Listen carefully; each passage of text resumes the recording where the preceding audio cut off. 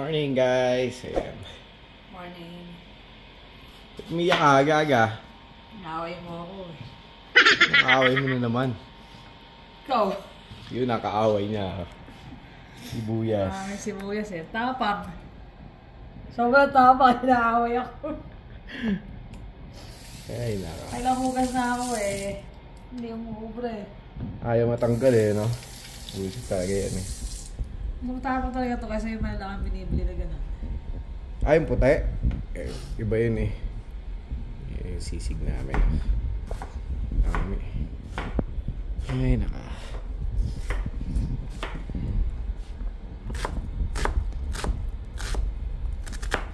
Ang cute ng daliri mo, dear.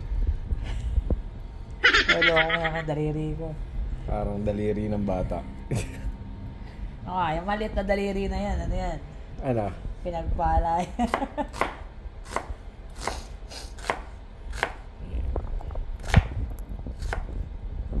Ano, tingnan mo. Ba't tingala ka ng tingala? Ay, mga picture natin. Ano, sabi sa'yo eh. Sige, tingnan ko yung mga picture. Hindi na nakakatok doon. Sabi sa'yo, tapang eh. Tapang na sibuyas. Napaiyak ka din. Hindi naluluha yan sa ano eh. Sa sibuyas eh. O, nalaman niya ngayon. Masakit sa mata, di ba? Aga-aga eh. Aga-aga, nagpapaiyak eh, no? Yan talaga yung buhay na sibuyas eh. Ano? Nagpapahiyak. Nagpapaiyak. Walang sinisino yan. Papaiyakin ka talaga. Ayan guys. Panibagong araw na naman. Ng BC order. Pero ano yan?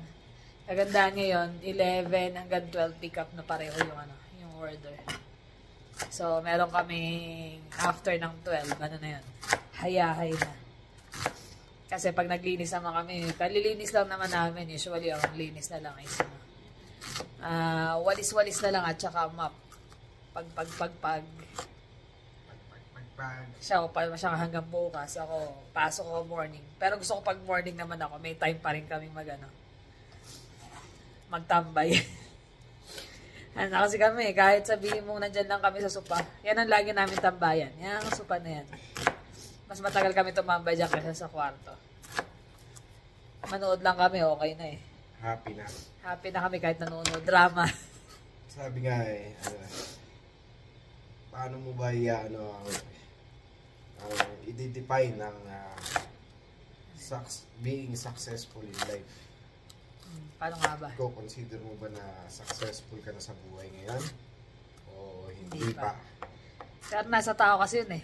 Depende sa yung definition mo ng success sa buhay. Merong sa iba, ang success is kailangan mayaman ka. May bahay ka. Kailangan maganda trabaho mo. Nasa iyo na lahat ng bagay na gusto mo. Sa amin, iba ang definition ng success. Maghiwa ka ng sibuyas. Umiyak. Eh, gago, umiyak ka eh. Okay lang yan. Hindi, yung success, ano yun eh. Nasa, yun nga, sabi mo, nasa sa tao talaga yun. Nasa tao. Kasi, hindi basta-basta nakukuha yun eh. Dito ka muna. Hindi basta-basta nakukuha yun eh. Nasa tao, ibig sabihin nun. Gaya namin. Para sa amin, successful na kami kasi nalaki na yung mga anak namin. Yung parang mission mo. Parang mission mo sa buhay. Yung masaya ka na meron kang ganito, kahit simple lang, kami okay na kami ng ganyan. Dalawa lang kami pagka nandito, tambay, yung mga bata, busy sa kanilang buhay din. Hindi naman namin sila pinipigilan kasi meron din sila sariling mga plano sa buhay. At saka yung yung pag meron ka bang mas malaking income, mas masaya ka? Pag may mas malaki ka bang bahay, mas masaya ka? Or pag marami ka sasakyan, masaya ka? Hindi naman kasi nadidefine yung success sa sa kung anong meron ka. Sa mga material things. Para sa amin, nadidefine yung pagiging success yung yung satisfaction mo doon sa naabot mo sa buhay. Sa kung anong meron ka. Parang dati For example, dati basurero lang ako, ngayon clerk na, parang ganun, di ba? Yung mga ganun ba? Masaya ka na. Pero kung hahangarin mo pa maging presidente ng company, yun yung mga medyo impossible. Pero may mga hindi natin pwedeng diktahan yung mga gusto ng mga ibang tao. Iba-iba. Kaya nga sabi namin, iba-iba yung kada tao sa definition ng success. Kami, ang success is satisfaction at saka happy kami sa kung anong meron kami. Kaya nga, naghahangad kami na magkaroon ng savings, pero para saan? Para spend sa family din, para sa retirement. Kaya hindi namin nahangad na, magtrabaho tayo na magtrabaho non-stop para sa Kung gustuin namin, kakayanin naman namin yan. Pero sa amin, gaya yan. Nag-side hustle kami. Yung ganyan luto-luto. Pero yan? Hindi siya kailangan lagi tayong ganito. Hindi siya obligasyon na busy ka dapat araw-araw or every weekend. Usually naman, hindi man ako nag-offer niyan. Talagang silang nagme-message.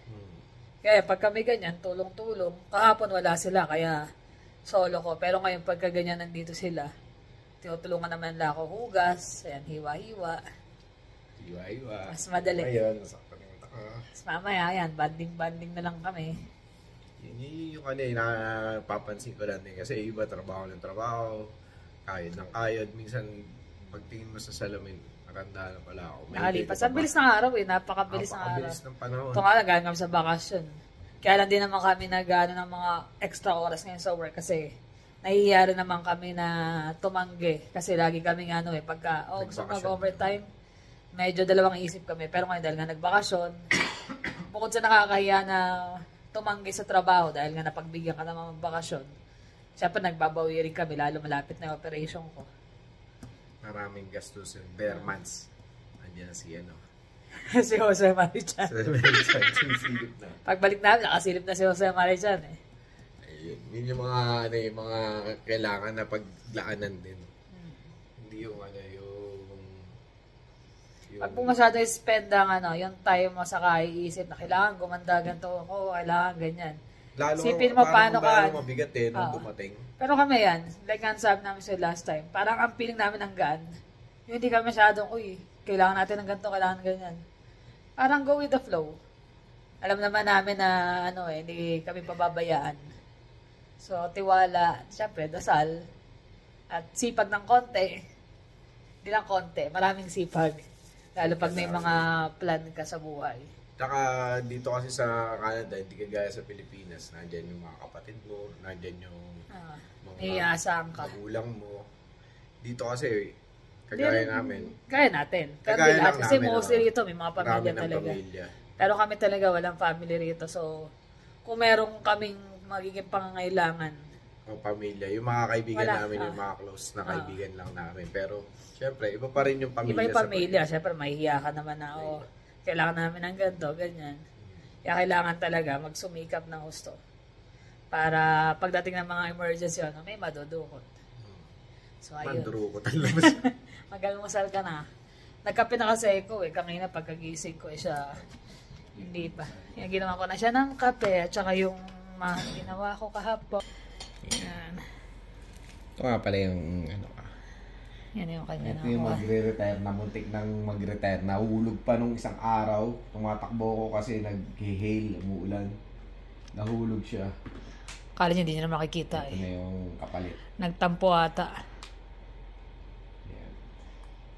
Yan na guys, tapos na yung order for today. Ano pa lang, 10:30. Natapos ko na lahat. Yun yung cordon bleu.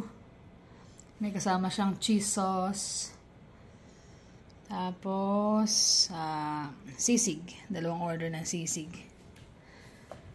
Caldereta. Tsaka pansit. Pansit to yung mixed bihon canton.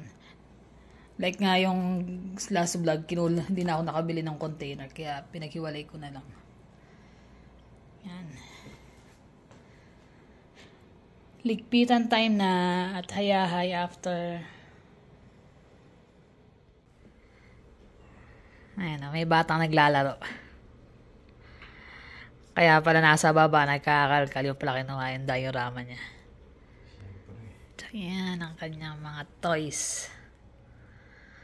Okay lang yung maglaro basta ligpitin after. Liligpitin mo ba? Di ka magligpit niyan after, ha? Hindi nyo naman liligpitin to eh. Ako rin naman, dahil baka masira. Uy, kaso liligpitin after ilang araw. Napakita natin yung detail niyan.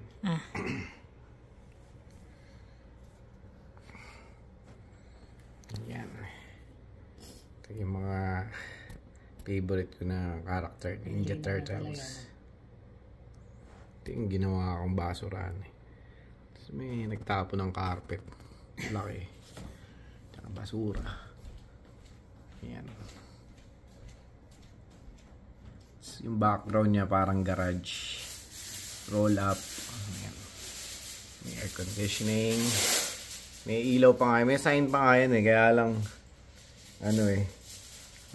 Sobrang bigat, bumabagsak.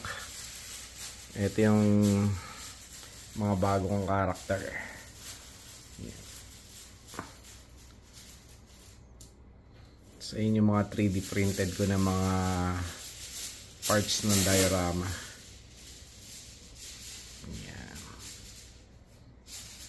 Ano ko lang, na-share ko lang kasi sabi ko, ang tagal na nito kasi nasa apartment pa kami nito nung time na ginawa ko to.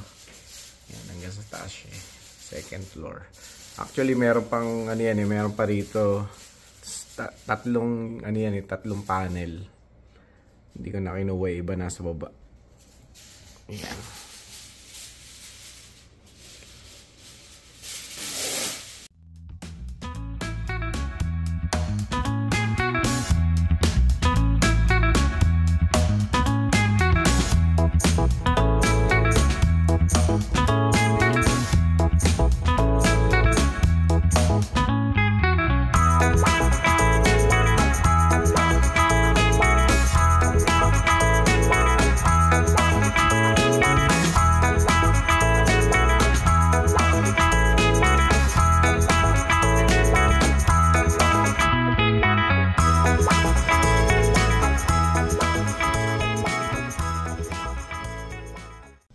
Yun ang aming lunch.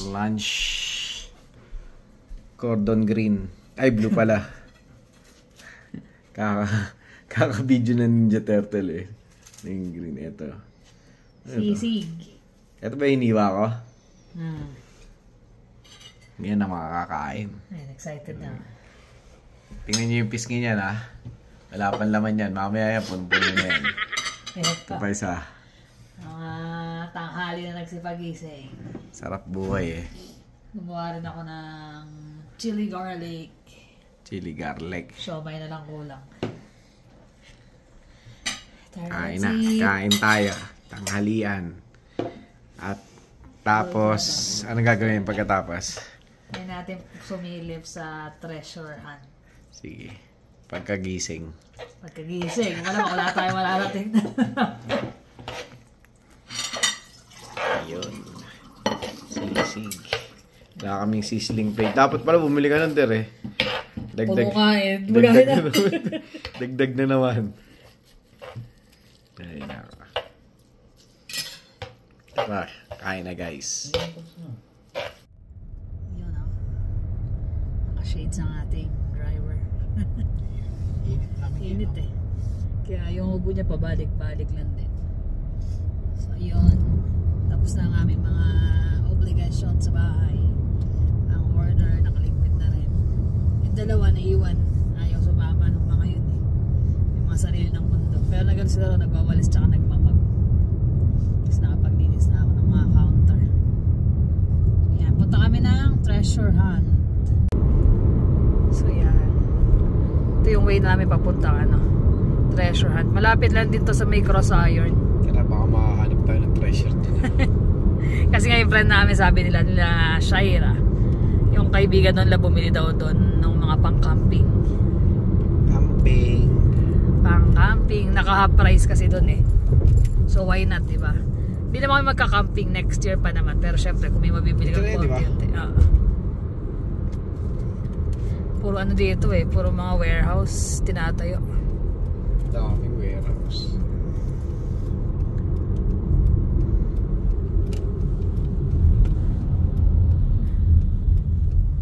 Baka madaan din tayo ng cross iron. Who knows? Baka maiksi na din ang pila sa Tetsu. Tetsu Bago cheesecake. lang yun eh. Hindi, wala na yan. Silip lang tayo. Silip. Pag may silip, makakabili ko. Yan, treasure hunt. Medyo mahangin ngayon. Ay, may pangkayak na nakikita na ako sa labas. Nakapunta na rin kami last time dito. May nabili pa tayo dito, yung kutso ni Jermaine, ano? Yung topper. So, tingnan natin kung meron pang camping. Kasi patapos na ang camping season eh. Kaya alanganin. Magulo lang talaga eh, no? May mga pang Halloween na. Camping chair. Meron na kami yan.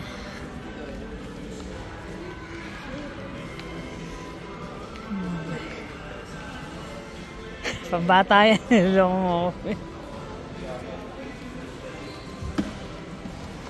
Mga damit din. Talagang ano, iisa-isahin mo nga lang talaga.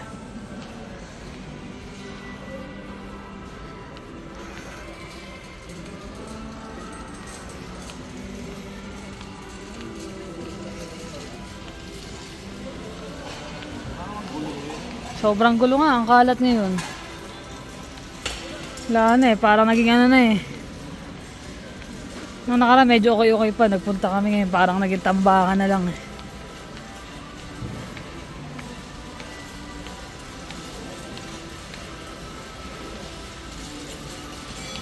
Ito meron, nakita kami.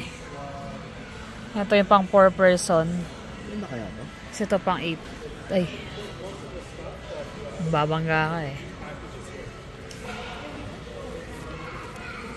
Ano siya eh, 109. Eh, half price pa yan. 50% off. Manipis lang atang klase kasi. Pwede mo naman ito.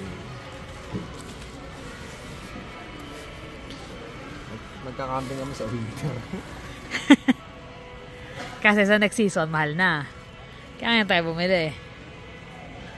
Marami na nagsinagaya sa amin mag-camping eh. Di lang talaga kami nakakasama. Ha? Ano yung tsura? Maganda ba? I mean, maganda yung ano. Quality? Oo. O ano? Ito. Ano ito? Ano? Tent na ano yun eh. Nakakatayo yan ano? Ito nakakaiga. Ito pang-apatan. Pang ilan ba gusto mo? Konti lang. Hindi natin kailangan malaki. Dalawa lang tayo. Yung mga anak mo naman. Alam mo naman yun. Ito pang 8. Pang 8 yan. Ang dami yan. Ito pang 4. Kaya lang ito parang di pa nabuksan na. Ito nabuksan ito. Ito mukhang nabuksan na eh. Ano, the side. Hindi ba alam, investigador to dati. Dati ako investigador eh, hindi lang halata. Siya lang nakakaalam. Ano, apata na lang? Binuksan ko na kanina. Ay, ikaw. Binuksan na to. Ayan, buksan ko uli. O, nabuksan na rin. Parang ginamit na eh. Tsaka ibinalik eh. O, basa pa eh. Hindi basa. Hindi, madumi eh. Ginamit yan. Ginamit. Yan ang hirap dito sa mga ano eh. Kasi iba ginagawa. Gagamitin. Kasi babalik. Return pa rin ako. Pangit naman yun. Ayan ba? Hindi ba mukhang ginamit? Ngayon, balik yun eh. Hirap patay tayo yan eh. Kaya...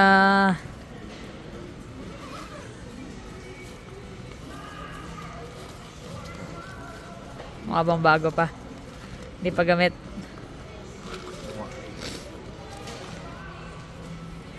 Mahirap baklasin at baka... tingin mo. Hindi, mga returns nga yung mga yun eh. Kaya understood na rin. Tiyagain na lang, ganun. O pag-isipan na muna. Wala, ayan lang I guess. Sa kabila. Wala na eh. Yan lang.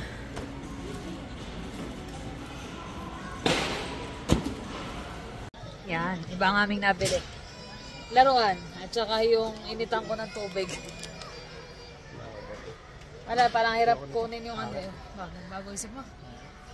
Bago isip pala niya. Ang hirap kunin ng ano kasi baka kulang ng parts. Kasi usually dito mga return eh. Kaya pwedeng okay pa. Yung isa halatang ginamit kasi may dumi-dumi pa.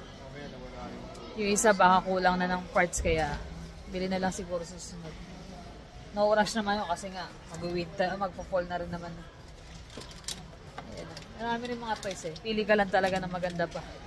Kasi iba minsan open na, kulang ng parts. Yan guys, alas 8 na ng gabi. Tulog na tulog si Habi.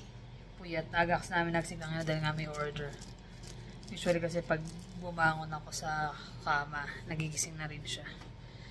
So ayun, 8 na ng time check. Nagluto ako ng dinner namin. Pero magbe-burger lang kami tonight. Yan, gumawa ako ng sarili kong burger patty. Nalagyan ko na siya ng onion, konting garlic powder, tapos steak spice, at saka barbecue sauce. So yan. Tapos while piniprito ko siya, pinahiran ko rin siya ng barbecue sauce at saka ko siya minelt ng cheese. So, mixed cheese to. Monterey, cheddar, at saka mozzarella. Tapos yan. Plain cheeseburger lang kami today. Barbecue cheeseburger. Usually, naglalagay ako ng mushroom at saka Pero ngayon, mushroom at saka bacon di ako naglagay. So, yan. Mayo ketchup. Tapos, sweet green relish. Wala kami ng pickle. Naubusan kami ng dill pickles. Yan. Tapos yun, wala kaming nabili kanina sa May nakita pala kami. Yung pang 8 person na tent. 8 person at saka 6. Tapos nung palabas na kami, nakakita kami ng pang 10-an. Sabi ko parang sobrang laki. Baka daw sobra para sa amin dalawa. Usually yung mga bata kasi hindi sumasama na sa ganun. Mga binata na kasi, di ba? Hindi namin kinuha. Kaya nakausap namin yung friend namin, si Olive at si Louie. Okay lang daw pala yung 10 kahit dalawa. Para daw mas mas madaling tumayo, kumilos. So bukas mababalikan ko sa kanila kasi bukas may pasok ako pang umaga. So nabili lang namin doon ito. Nakabili ko kasi fall na. Magpo-fall na. Tsaka Thanksgiving. Nakakita ako nito eh. Nang hinayang ako, hindi ko pa kinuha yung blue. Pero kung pababalikan ko sa kanila yung tent bukas, pakukuha ko na rin kasi ang ganda ng kulay oh. Sabi ko nga sa kanya, sabi ko kay Habi, pang box. Sabi niya, kadadating lang natin, box na nasa isip mo. Ang cute eh oh. Ano na siya, may hand towel, kitchen towel, tsaka bath towel. Pero usually itong dalawa magagamit ko yan, for sure. So yan, inatay ko na lang yung yung fries sa air fryer. Tsaka yan, nakakabili kami nung initan ng tubig. Yan. Bacon Kai, JD Jonas. Yan na yung burger. Kasi ito yung in-air fry ko na fries. Nakabili kami ng barbecue flavor, UFC. Sabi namin, dadagdagan namin to pag bago kami umuwi. Nakalimutan na. Ayan, isa lang to yung nadala namin. So, tingnan natin kung masarap.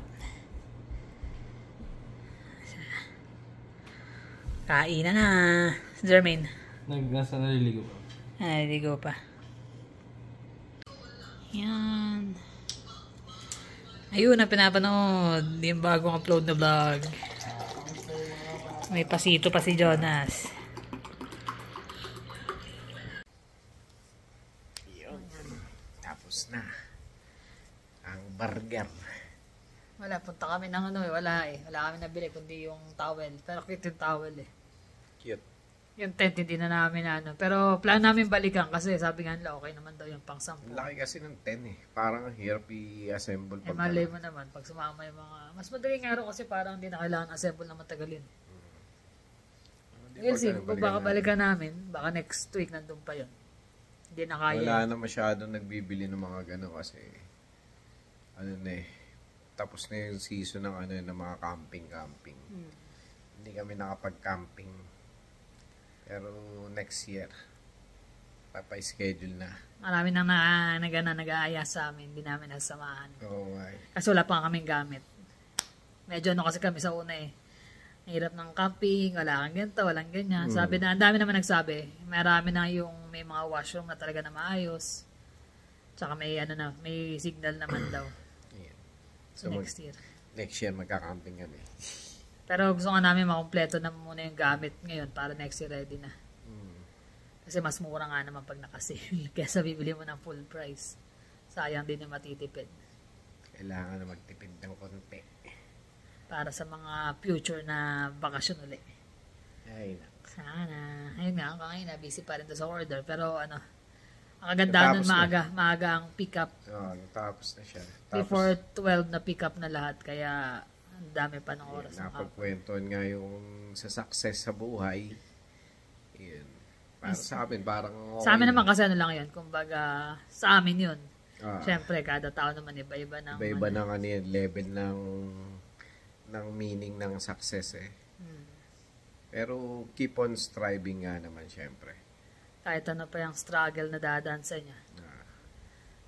Ang success daw hindi comfortable eh. Pag nagiging comfortable ka na sa buhay, ibig sabihin hindi mo na reach yung success mo or what, ewan ko dun.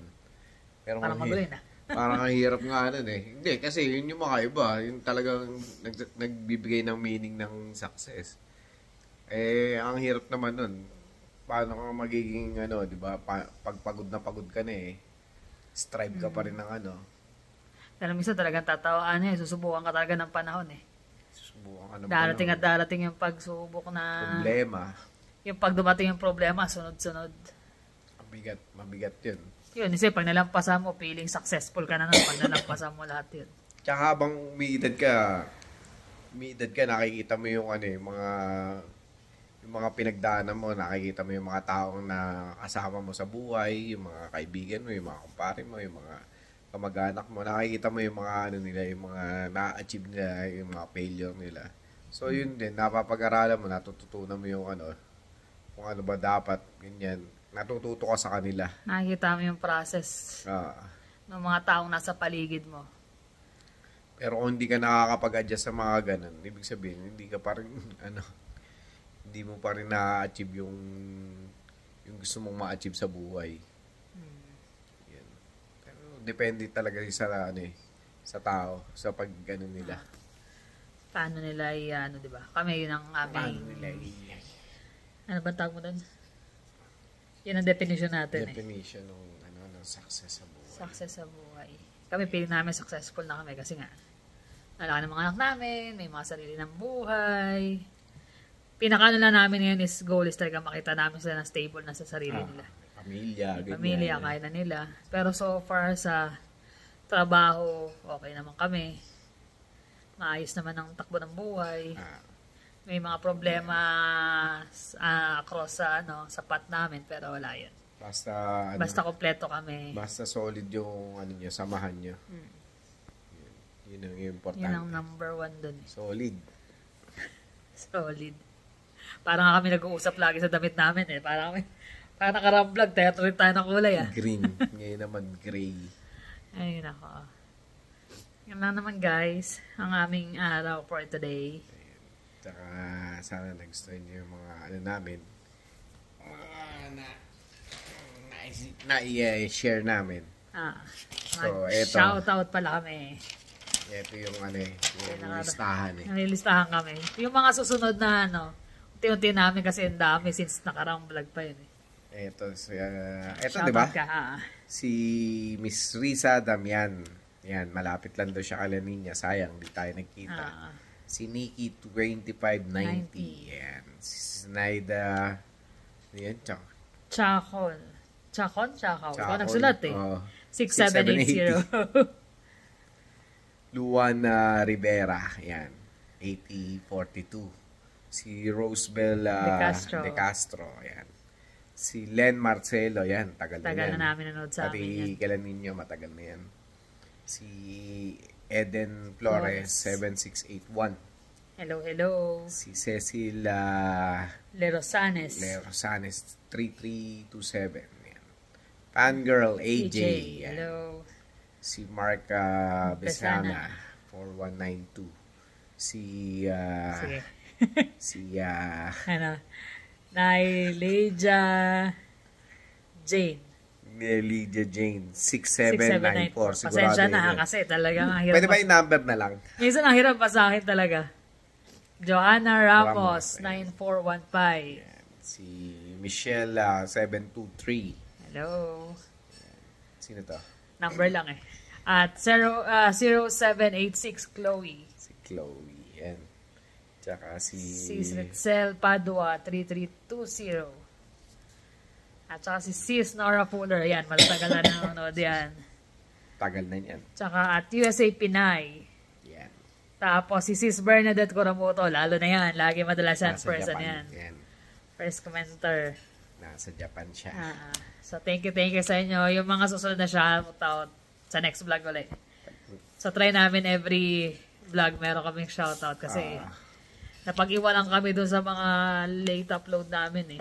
Tapos yung, ayun nga, syempre, sobrang salamat sa mga bago nating subscriber tsaka yung mga tatagal na. Tsaka thank you doon sa last vlog na mga prayers para sa upcoming operation ko. Yun.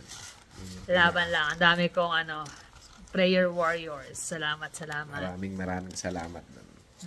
Yung pa lang okay na eh.